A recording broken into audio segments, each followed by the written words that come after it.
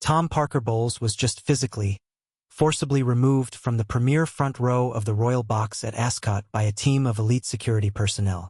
The individual who authorized this unprecedented humiliation wasn't some mid-level protocol officer panicking over a clipboard. It was Prince William, the Prince of Wales, standing completely in silence and delivering a single, microscopic nod that effectively ended a relentless, months-long shadow campaign to completely rewrite the visual hierarchy of the British monarchy. When you strip away the top hats, the elegant dresses, and the flowing champagne, and you actually dissect what was supposed to happen versus the absolute chaos that unfolded in those velvet-lined corridors, you realize instantly that this was not a simple seating mix-up.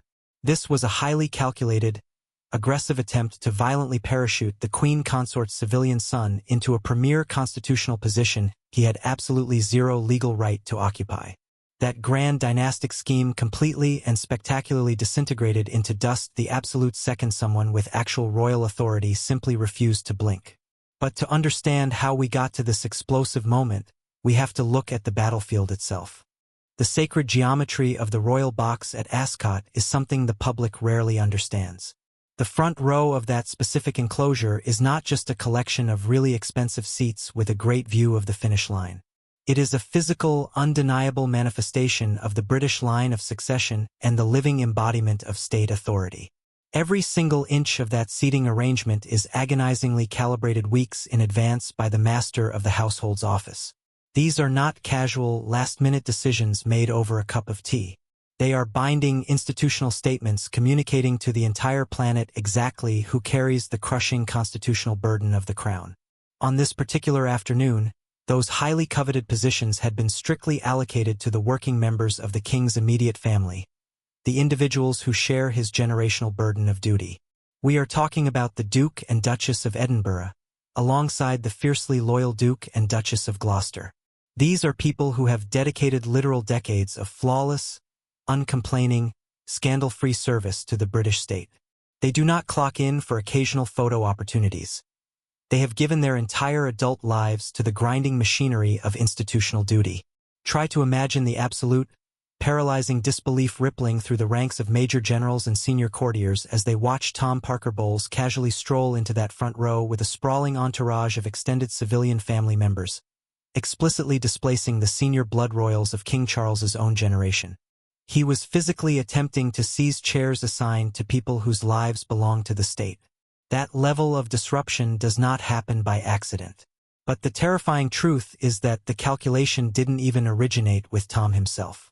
The undisputed architect behind this brazen institutional overreach was none other than Queen Camilla, who had secretly bypassed the standard administrative channels of Buckingham Palace to aggressively elevate her own civilian bloodline. This Ascot ambush was not some random, impulsive decision made on a whim. When you meticulously trace the breadcrumbs over the last several months, it becomes incredibly obvious that this was the dramatic culmination of a very deliberate, highly coordinated strategy. Tom Parker Bowles had been operating as this bizarre, anomalous figure within the royal ecosystem for quite a while. He lacks any official aristocratic title, he has absolutely zero constitutional role, he does not represent the government, and he doesn't even hold basic royal security clearance. Despite all of those glaring disqualifications, he had recently launched a quiet, persistent, and highly effective media campaign. He systematically transitioned his public persona from being a mild-mannered culinary writer into a frequent, completely unauthorized commentator on national television. He began offering the press incredibly intimate, closely guarded updates about King Charles's personal health battles and the highly sensitive internal mood of the palace. To the fierce traditionalist factions within the royal family, this creeping media presence was actively creating a highly dangerous illusion. The more Tom appeared on glowing television screens casually discussing heavy palace matters, the more the global public would subconsciously start to view him as a legitimate royal insider. That isn't just a matter of personal ego. That is a battle over who fundamentally controls the sacred narrative of the monarchy. At Royal Ascot, this insidious normalization was supposed to achieve its crowning visual victory. The master plan was simple but devastatingly effective. Have Tom seated dead center in the front row, have him photographed by thousands of global press agencies, and visually position him exactly as though he belonged shoulder to shoulder among the working royals. Once those high-definition images circulated worldwide, the subliminal message would be permanently locked in. But the grand scheme had a fatal flaw waiting just behind the grandstand doors. Operating entirely out of the public's view, Major Tom Thompson, the king's incredibly respected and completely fearless equerry, discovered this unauthorized seating arrangement mere moments before the public gates were scheduled to swing open. Major Thompson has the kind of military and institutional training that allows him to read a room in milliseconds. He recognized immediately exactly what was unfolding in front of him. This wasn't a minor, laughable protocol slip that could be smoothed over with a quick apology. This was a catastrophic, intentional breach of the entire centuries-old system that rigidly governs who represents the crown. Acting with absolute military precision, Major Thompson intercepted the Parker Bowles faction before they could fully settle in. He politely but firmly informed Tom that his actual, officially assigned seat was located far away in the private, non-working guest section at the extreme rear of the box. What followed, however, was a display of arrogance so profound it nearly defies belief. Tom Parker Bowles did not nod and walk to his assigned seat. Instead, he launched into a fierce, aggressively loud tirade against Major Thompson, violently criticizing the man's professional competence and demanding he immediately back down. Multiple witnesses revealed that Tom openly and viciously insulted Thompson's decorated credentials. He shouted that the senior equerry literally did not know how to do his job and accused him of actively disrupting the logistical safety of the venue. Cornered by protocol, Tom played the ultimate trump card. He loudly declared to the entire corridor that this specific seating change had been personally ordered by the Queen Consort herself, explicitly threatening that Thompson was committing a career-ending blunder by daring to oppose it. Tom Parker Bowles, a civilian food critic, was screaming that he was going to unilaterally end a military veteran's career simply because his mother said so. But Major Thompson remained entirely unyielding. Standing like a massive, immovable iron pillar, he watched as a furious Tom pulled out his mobile phone to contact Queen Camilla directly. The plan was obvious. Get an immediate sovereign intervention on speakerphone to totally crush the equerry's resistance. He never even got the chance to hit send. In a move of staggering boldness, Major Thompson physically confiscated the device and terminated the call mid-dial. A senior equerry felt that the threat to the institution was so severe that it was entirely necessary to snatch a phone out of the hands of the Queen's adult son. That is a maximum-level emergency response to an attempted internal coup. And things were about to get infinitely worse. The confrontation in that velvet-lined hallway escalated so rapidly that the contradictory orders began creating absolute, blinding chaos among the palace staff. Queen Camilla had indeed issued an explicit, highly secretive backchannel directive demanding that Tom and her extended family be permanently seated in the absolute front row. The paralyzed staff now found themselves holding two completely incompatible sets of instructions. The energy in the room turned violently toxic within minutes. Terrified staff members were whispering in corners. Elite security radios were buzzing frantically with coded chatter, and the meticulously timed schedule started to unravel. Tom continued to aggressively resist, loudly shouting that he would absolutely not be moved by mere servants. Realizing the situation was completely out of control, Major Thompson gave the signal, and the royal protection officers moved in. The Queen's own son was physically grabbed by the arms and forcefully escorted out of the premier section by a wall of stone-faced security personnel. At that exact, agonizing moment of maximum public humiliation, the heavy, polished oak doors of the royal enclosure swung wide open. Tom Parker Bowles came face to face with Prince William and Catherine, the Princess of Wales, who were making their formal, perfectly timed arrival. The air in that corridor instantly dropped below freezing. It was a violent collision of two entirely different worlds. Rather than displaying a single ounce of shame, a visibly disheveled Tom tried to sloppily reassert his perceived royal status. He desperately attempted to call Prince William his brother. He loudly addressed Catherine with a jarring, deeply uncomfortable familiarity that violently breached every known boundary of royal decorum.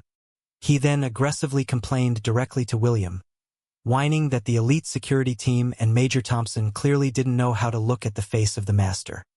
He demanded that William immediately intervene, completely override Thompson's authority, and restore him to the premier front row. Prince William's reaction was not a heated argument. He didn't raise his voice by a single decibel. He simply stopped walking. His face instantly hardened into a terrifying expression of absolute, unyielding steel. Beside him, Catherine remained perfectly, terrifyingly poised. Her eyes locked onto the security detail with absolute, piercing clarity. William looked at the man claiming to be his equal, and he gave a single, imperceptible nod to Major Thompson and the security team. One microscopic nod. No words. No debate. The unspoken message thundering through the corridor was unmistakable. There will be absolutely zero tolerance for dynastic overreach. Acting on the future king's silent command, the protection officers gripped Tom even more firmly, dragging him entirely out of the royal box and casting him deep into the restricted corridors. But the shock waves of that physical removal were about to set the entire palace on fire. YouTube. The internal atmosphere of Buckingham Palace completely fractured along deeply entrenched, fiercely ideological lines almost immediately. On one side stood the ironclad traditionalists, fiercely and ruthlessly protective of the institution's historical boundaries. On the opposing side stood the highly ambitious camp of Queen Camilla, who sought to permanently reframe the visible structure of the royal family. Queen Camilla reacted to the physical humiliation of her son with a level of immense, explosive indignation rarely seen behind palace walls. She and her most trusted advisors vehemently criticized Prince William and Major Thompson, aggressively branding their strict enforcement of protocol as excessively sensitive and deliberately cruel. The carefully crafted perspective from Camilla's private office was that including her civilian children in the premier spaces was a necessary act of modern hospitality. They claimed that during a dark period where King Charles is battling severe health concerns, the visible presence of a unified, blended family was absolutely essential for his recovery. On the absolute surface level, that spin sounds perfectly reasonable. But the traditionalist voices inside the palace saw through this PR narrative instantly. They saw it exactly for what it was: a calculated manipulation of the king's extreme physical vulnerability. Their concern was about what permanently happens to the sacred visual language of the British monarchy when individuals who carry zero constitutional duties are repeatedly permitted to occupy the exact spaces strictly reserved for the sovereign's official representatives. The authority of the British monarchy relies entirely on the untouchable nature of the working royal line. These individuals do the agonizing, unglamorous work in the rain and the mud, decade after decade. If civilian relatives suddenly start casually appearing in those same spaces, the vital distinction between those who serve the state and those who simply benefit from proximity to power begins to dangerously blur. Once that massive boundary is erased in the public's mind, it becomes almost impossible to restore. The traditionalists forcefully argued that Camilla's ultimate objective was the gradual, permanent elevation of the Parker-Bowles dynasty before the inevitable transition of the crown. And the resulting clash forced a spectacular public meltdown. This brutal, internal division drove the usually flawless palace communications teams into a state of sweating paralysis. The palace was no longer operating as a single, cohesive entity. It was actively functioning as two distinct, warring courts. Realizing she was losing the battle of wills, Camilla made a drastic, nuclear decision that sent unprecedented shockwaves through the entire royal apparatus. When it became painfully clear that Prince William would not bend, she abruptly abandoned her official position at Royal Ascot. It was a sudden, furious, completely unscheduled departure that threw the entire afternoon's logistics into absolute administrative chaos. Never before in modern British royal history had a reigning queen consort furiously walked out of the crown's most important annual social showcase merely to signal a personal grievance. Royal Ascot is the premier, global showcase of royal duty.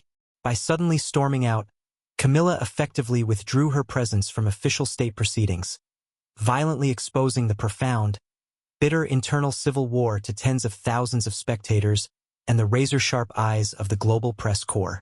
It was a visible declaration of non-cooperation with the future king, leaving the fragile monarchy exposed to incredibly damaging speculation. This is exactly where Catherine, the Princess of Wales, stepped seamlessly into the blazing vacuum. Throughout the intense drama in the corridors and the chaotic fallout of the Queen's explosive walkout, Catherine displayed a level of flawless, terrifying discipline that essentially held the entire public facade of the monarchy together with her bare hands. While the internal machinery of the palace was spinning into a hyperventilating panic, she maintained unbroken composure. Catherine understood instinctively that her primary constitutional duty in that highly volatile moment was to prevent the global public from seeing the massive cracks forming in the royal foundation. As the Queen's retinue scrambled to arrange secure cars for Camilla's angry exit, the Princess of Wales deliberately and masterfully drew the intense attention of the television cameras entirely toward herself and Prince William. She engaged deeply with guests, smiled warmly at racing officials, and maintained the traditional rhythm of the afternoon exactly as if nothing extraordinary had occurred. Her graceful demeanor wasn't just politeness. It was a highly strategic, weaponized shield designed to minimize the immediate media damage. Catherine completely shared Prince William's profound concerns regarding the dangerous erosion of institutional boundaries, but her tactical approach focused entirely on long-term damage control. Her incredibly steady presence allowed the Prince of Wales the operational space to execute his silent, unyielding stance without completely collapsing the public image of the monarchy. And they were about to get the ultimate backup. The seismic shockwaves from Ascot penetrated the absolute highest administrative levels of the monarchy, and it was during this period of bleeding institutional vulnerability that Princess Anne stepped directly and forcefully into the fray. When Princess Anne gets involved, the entire dynamic of the royal family shifts instantly. She is universally known, feared, and respected as the most industrious, terrifyingly unyielding guardian of family discipline. Her intervention completely transformed the balance of power overnight. Princess Anne entered this boiling crisis not as a jealous relative, but as the ultimate, unforgiving keeper of the institutional standards left behind by her mother, the late Queen Elizabeth II. For Anne, the disgraceful events at Royal Ascot were a literal sacrilege. To allow civilian relatives with absolutely no official standing to displace lifelong working royals from the premier row was a direct, unforgivable insult to the grueling standards of public service. The Princess Royal did not hide her blazing displeasure behind polite phrasing. In a series of high-level, incredibly tense confrontations with the terrified advisors attached to the Queen's office, and openly and fiercely expressed her absolute dissatisfaction. She made it undeniably clear that the actions of Queen Camilla's rogue entourage were an entirely unacceptable breach of decorum, and aggressively argued that the family's current internal challenges required vastly more discipline, not less. She violently rejected the absurd argument that bringing non-working individuals into the symbolic center of the institution was a harmless act of warmth. Her counterattack was blunt. It was a toxic precedent that would eventually erode the structural integrity of the crown until it collapsed. The unbreakable alliance formed between Prince William and his aunt was grounded in a cold-blooded understanding of exactly how the monarchy survives centuries of turmoil.